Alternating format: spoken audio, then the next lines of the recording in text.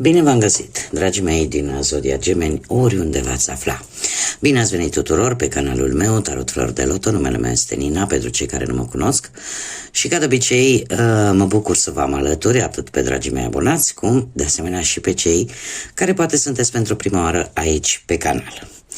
Azi voi face o lectură atemporală, fără limită de timp, o lectură pe care voi să o puteți urmări oricând doriți sau atunci când apare în viața voastră.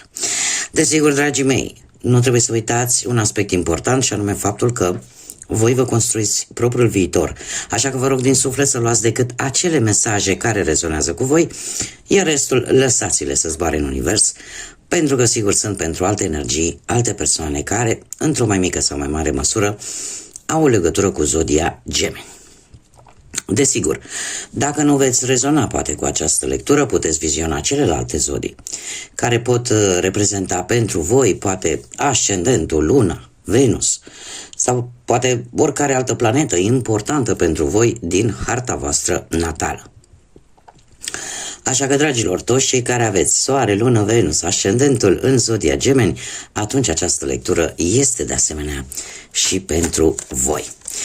Și haideți să vedem cam care este situația voastră, dragilor, din Gemeni în acest moment când urmăriți această lectură.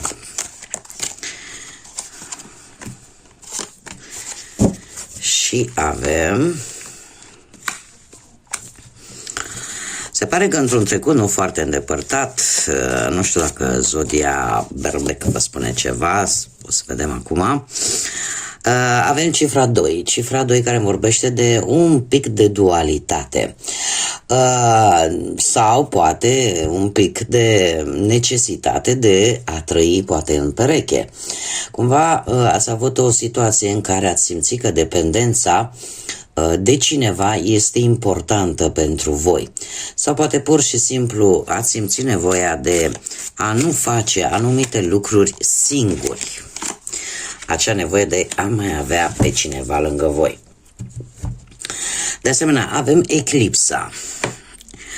Eclipsa ne vorbește de o unire a opozițiilor, a lucrurilor care în general sunt opuse sau a energiilor opuse. Tocmai de aceea avem și semnul berbecului care în, să zic așa, un pic în antiteză cu voi, voi fiind îmi cer scuze voi fiind un semn de aer, berbecul este o zodie de foc care are energie, care are dinamism, care are un pic de egocentrism, da, și un pic mai multă impulsivitate, iar desigur voi fiind un semn de aer, un semn care comunică foarte flexibil, care își folosește inteligența foarte mult și care în general nu prea se implică așa de mult, să zic, emoțional, deci la modul general, și care, ca și particularitate a Zodiei Gemeni, sunteți destul de schimbători, da? Atunci când sunteți în căutare de informații noi. Și tocmai această carte, Eclipsa, îmi vorbește de această unire cumva a acestor lucruri opuse. Poate unii dintre voi ați trecut printr-o stare de transformare sau pur și simplu v-ați ascuns sub o mască, sub o imagine, tocmai pentru probabil a nu vă arăta foarte vulnerabil în fața celorlalți. Alții posibil să fi traversat o perioadă în care să simțiți pur și simplu că sunteți blocați, că ați pierdut puterea vis-a-vis de o anumită situație sau așteptați, poate ați fost într-o stare de așteptare ca ceva să iasă la lumină și în așa fel încât să vă dați seama despre ce este vorba. În prezent avem cifra 5, semnul balanței, o cifră care ne vorbește în același timp de libertate și de schimbare și de curiozitate, cum de asemenea ne vorbește de instabilitate, de conflict și de noi experiențe care pot veni într-o manieră, să zicem așa, mai neprevăzută și care poate aduce mici tensiuni. Dar vine cu schimbări. Faptul că avem o altă zodie de aer, la fel ca și voi, semnul balanței, asta îmi spune că în prezent simțiți acea nevoie de a avea un echilibru, de a acorda atenției, poate relației mai mult, sau de a căuta acea armonie în mod special într-o relație importantă pentru voi. Faptul că avem o carte care arde, da, asta este denumirea acestei cărți, asta ne vorbește de un, cum să spun eu, ceva care simțiți că vă sufocă, ceva care simți că cumva trebuie distrus, ceva care trebuie lăsat în urmă, e ceva care pe voi vă limitează libertatea, da? Și vorbim la modul general, poate să fie legat de orice aspect al vieții, fie el amoros, financiar sau profesional. De asemenea, sunt anumite jocuri ale minții care nu-ți dă pace și care te face cumva să-ți schimbi impresia, părerea față de cineva sau de o anumită situație. Într-un viitor nu foarte îndepărtat avem cifra 3 și semnul Capricornului, care ne vorbește, o avem aici pe Miss Annie Walkley, care ne vorbește despre competență, ne vorbește de a fi acel lucru, de acea precizie cu care trebuie să faceți lucrurile și în general ne vorbește de o foarte mare acuratețe. Deci precizia este foarte importantă într-o anumită situație și se pare că nu veți duce lipsă de îndemânare ca să o rezolvați, da? Mare atenție, pentru că ne vorbește și de un pic de aroganță, da? Dar veți vrea să fiți pe primul loc, veți vrea să mergeți așa la clasa 1, da? Și veți folosi toate abilitățile cu care sunteți înzestrat pentru a excela într-o anumită problemă sau într-o anumită situație. Îmi cer scuze. Numărul 3 al acestei cărți îmi spune că îți vei da seama de ceva foarte important și asta te va face să fii poate un pic mai sociabil sau îți aduce așa un pic de optimism, să fii mai spontan și trebuie să vă spun că e posibil să apară o situație în care implicarea mai multor persoane să aibă oarece importanță. Iar faptul că avem zodia Capricorn, asta îmi spune că energia voastră este una stabilă, dacă nu ne vorbește de implicarea unei persoane cumva din această zodie, atunci ne vorbește de o energie stabilă, ne vorbește de asemenea de istețime și de faptul că veți fi mult mai prevăzători și veți trata lucrurile cu mult mai multă seriozitate. Și vă veți da seama că chiar dacă e necesar să așteptați un pic mai mult timp, vă veți dedica și veți munci asemeni caracteristicii Capricornului, da? Pentru a avea reușită. Și un lucru și un aspect foarte, foarte important care ține foarte mult de felul vostru de a acționa este acela că e posibil ca unii dintre voi chiar să vă construiți un plan de rezervă, un plan de care să nu știe nimeni, tocmai pentru a vă asigura succesul. Acum, haideți să vedem ce ne spune și tarotul pe plan profesional. Da? Aici am avut așa o imagine de ansamblu. Pe plan profesional avem Marele Preot, avem o zodie de pământ, zodia Taur, care îmi vorbește de asemenea de înțelepciune și de a face lucrurile într-o anumită ordine.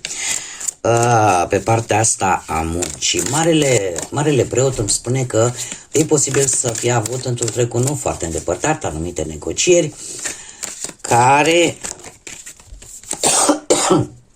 cer mii de scuze.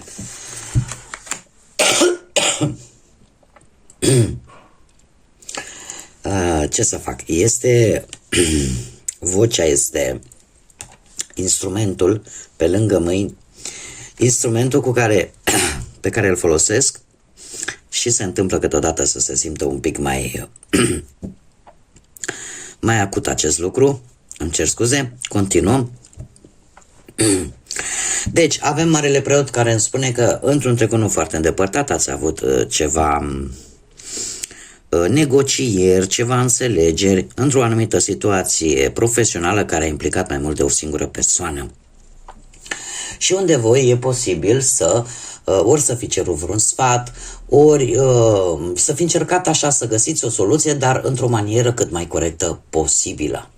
În prezent avem un paj de bâte care îmi vorbește despre vești. Acum, haideți să vedem și ce fel de vești sunt. E oricum niște schimbări.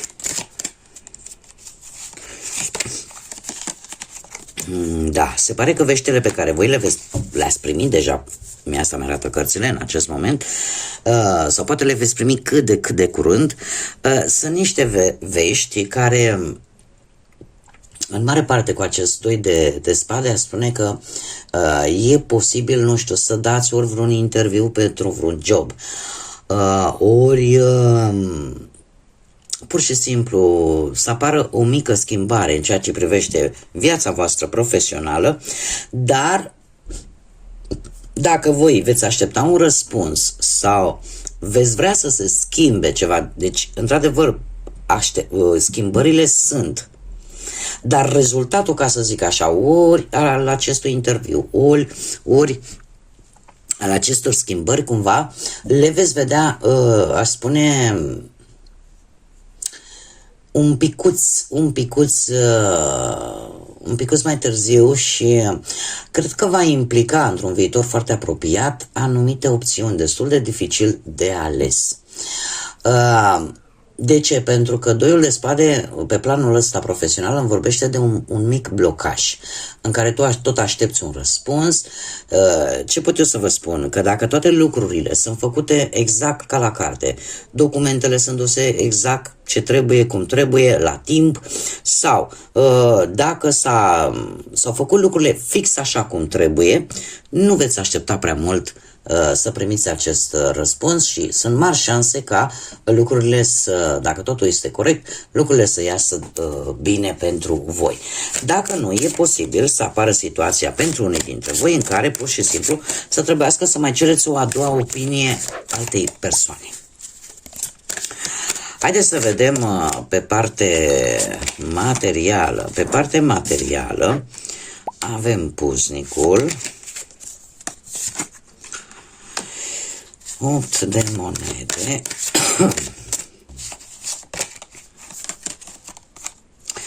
și un as de bâte. Dragilor, se pare că, nu știu dacă Zodia Taur vă spune ceva pe planul ăsta material, cu bănuții, dar se pare că ați avut, finanțele voastre au fost, zicem, destul de echilibrate. Nu știu, unii dintre voi chiar parcă nu ați avut așa, nu știu dacă dezinteres e prea mult spus, dar nu v-ați focusat foarte, foarte, foarte tare pe partea asta financiară. Acum, motivele sunt multe. Ori că dacă aveți o situație echilibrată, atunci nu ați avut de ce să vă faceți griji, sau pur și simplu ați fost preocupați poate mai mult de carieră decât pe treaba de a face bani. În prezent, 8 de monede îmi vorbește despre un ajutor bănesc pe care voi posibil să-l fi așteptat, sau pur și simplu s-a rezolvat sau se va rezolva o temă materială, sau în general 8 de monede îmi vorbește despre o îmbunătățire din punctul ăsta de vedere financiar. Asul de bâte într-un viitor apropiat îmi spune că creșterea va veni pe planul ăsta material prin anumite încasări sau bani poate din anumite premii, moșteniri, iar dacă nu sunt bani, trebuie să vă spun că poate să fie și prin obiecte de valoare pe care voi să le valorificați și de aici să vă scoateți niște bănuți. Acum, haideți să vedem cu dragoste cum stați, dragilor, pentru cei care sunteți într-o pereche. Da? Cei care sunteți într-o pereche, ați avut o perioadă destul de plină de responsabilități. Da. destul de plină de responsabilități, care a simțit că vă cam apasă așa, cu 10 ăsta de bâte, și eu aș spune că ați luptat foarte mult pentru a salva relația. Totuși, mie această carte, acest 10 de bâte, îmi spune că de multe ori, și nu de multe ori, de foarte multe ori, în momentul în care vrei să salvezi ceva, fie ea chiar și în special o relație, aportul trebuie să vină din ambele părți. Și aici vedem un 3 de bâte. Un 3 de bâte care îmi spune că se așteaptă un răspuns, sau voi așteptați un răspuns relaționat cu sau vis-a-vis de relația voastră. 3-ul de bâte îmi vorbește de acea situație în care cumva, în afară de faptul că aștepți un răspuns,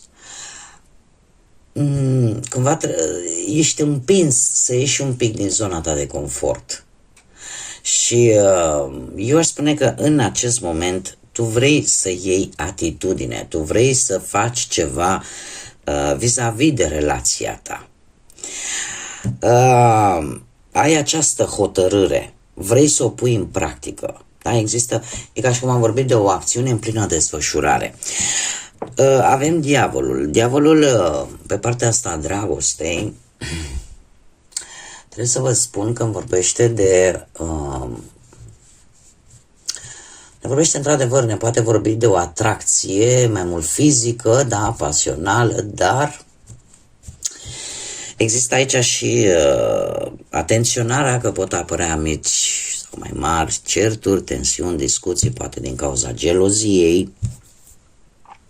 Nu știu dacă Zodia Capricorn vă spune ceva pentru unii dintre voi, dar cumva eu intuiesc, asta îmi transmit cărțile în acest moment, că sunteți unii dintre voi care veți rezona cu această lectură, care efectiv ați obosit de prea multă, poate gelozie, de prea multă stare de stres pe care ați traversat-o probabil pentru o bună bucată de vreme și cumva parcă nu mai vreți și vreți să faceți ceva, vreți să schimbați ceva vis-a-vis de acest lucru. Există într-adevăr între voi, ca și relație, pentru cei care rezonează, desigur, există atracție. Chimia aia, da? Atracția aia fizică, sexuală există, dar mie nu mi-a ieșit nicio cupă. Și, într-adevăr, e posibil să apară o situație negativă din cauza geloziei, din cauza unor vicii, din cauza, poate, unui comportament care pe voi cărora vouă nu prea vă plac aceste lucruri și se pare că sunteți dispuși să luați atitudine. Pentru cei care sunteți singuri, poate în urma văduviei, a divorțului, a despărțirii, separări sau pur și simplu nu ați reușit să vă găsiți încă perechea. Trebuie să vă spun că ați avut posibilitatea, cu cel puțin timp în urmă, spune, da, cu ceva timp în urmă ați cunoscut pe cineva, poate la un eveniment important în familie sau cu prietene sau la un eveniment social și în acest moment gândiți sau sunteți hotărâți să faceți o călătorie, poate chiar spre această persoană. De ce? Pentru că am un as de cupe care îmi spune că într-un viitor nu foarte îndepărtat aveți șanse mari să începeți o nouă relație cu acest as de cupe. Șasele de spade, despre asta îmi vorbește, de a lăsa cumva, de a face această călătorie și de a lăsa toată rutina și tot ceea ce te-a apăsat până în prezent pentru a căuta iubirea în alte locuri. Da, este o schimbare care, desigur, cere timp, cere acomodare, dar se pare că va fi încununată de succes. De ce? Pentru că asul de cupe, mai ales pe partea asta dragoste, este o carte extraordinar de pozitivă care îmi vorbește de o nouă relație foarte intensă pentru voi. Haideți să vedem și cu 4 ăsta de bâte, ar zice, chiar dacă poate nu ați găsit pe cineva, da? Cert este că Dacă nu vorbim de acest lucru, într-un trecut nu foarte îndepărtat, posibil să fi trecut prin situații foarte grele, dar recent cumva lucrul ăsta s-a stabilizat și acum știi exact ce vrei și cam încotro vrei să o apuci. Haideți să vedem care este mesajul pentru voi, dragilor, din Gemeni pentru următoarea perioadă. Și avem vocea sufletului. Ascultă-ți sufletul sau ascultă apelul, chemarea sufletului pentru a găsi pe adevăratul tu, pentru a te găsi cu adevărat pe tine însuți. Da? Mai bine spus. Este un îndemn și este foarte interesant pentru că în toată lectura am văzut foarte multe zodii de aer, am văzut zodii de foc, zodii de pământ, dar mai puțin am văzut zodii de apă. Zodiile de apă, care în general sunt zodiile cele mai emotive, intuitive și care se bazează foarte mult pe instinct și pe sentimente. Este un îndemn pe care ți-l face acest minunat oracol, care ne spune că trebuie din când în când să mai hrănești și spiritual omul, da, să-i hrănești sufletul și atunci când îți spune, știi, am nevoie de iubire, am nevoie să simt bucurie, am nevoie să simt dragoste, am nevoie să simt, este de fapt un mesaj pe care propriul tău suflet ți-l transmite și încearcă cumva să te facă să înțelegi că în viață avem nevoie, este adevărat, și de bănuți ca să trăim și de mișcare ca să nu ne amorțim, avem nevoie de îmbrăcăminte, avem nevoie de multe lucruri, dar în același timp avem nevoie și de hrană pentru suflet. Bun, dragii mei, aceasta este lectura pentru voi. Eu vă mulțumesc tare mult pentru atenția voastră. Îi invit pe toți cei care încă nu v-ați abonat.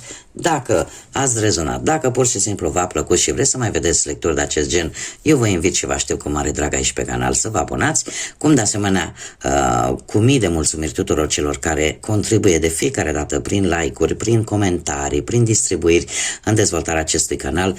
În continuare vă invit să o faceți, este gratuit și eu ca de fiecare dată vă mulțumesc din suflet pentru toate aceste gesturi.